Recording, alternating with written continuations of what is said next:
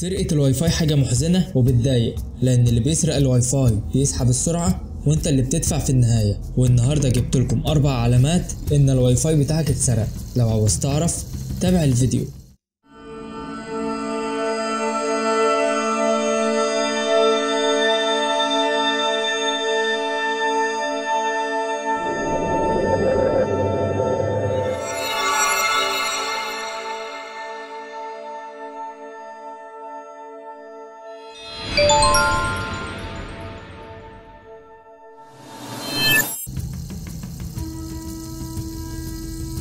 من أكتر العلامات المشهورة هي بطء سرعة النت بشكل غريب وغير مفهوم، وفي أسباب كتيرة لبطء النت، زي إن شركة النت عندهم مشكلة. بس لو مفيش عندهم مشكلة وإنت مش بتحمل ملفات كبيرة زي الألعاب والأفلام، يبقى ممكن الواي فاي يكون حد سرقه.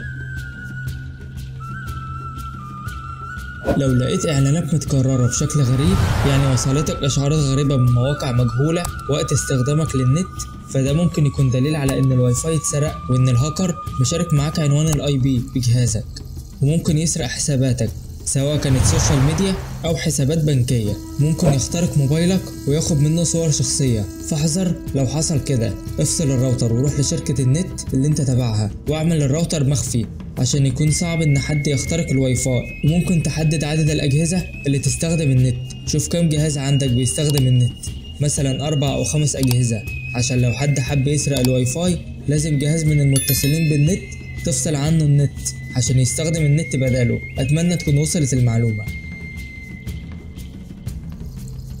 لو لقيت باقة النت بتخلص بسرعة قبل ميعادها، يعني ممكن خلال أسبوع مثلا تلاقي إن الباقة خلصت، فده ممكن يكون دليل إن الواي فاي مسروق. فزي ما قلتلك من شوية، روح لشركة النت وهم هيحلوا المشكلة.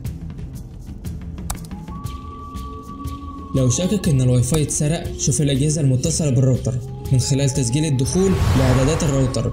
اتصل بالدعم الفني للشركه اللي انت تبعها وامشي على الخطوات وشوف الاجهزه المتصله بالراوتر. لو لقيت جهاز غريب يبقى الواي فاي مسروق، ودي اهم العلامات اللي بتبين لك ان الواي فاي مسروق.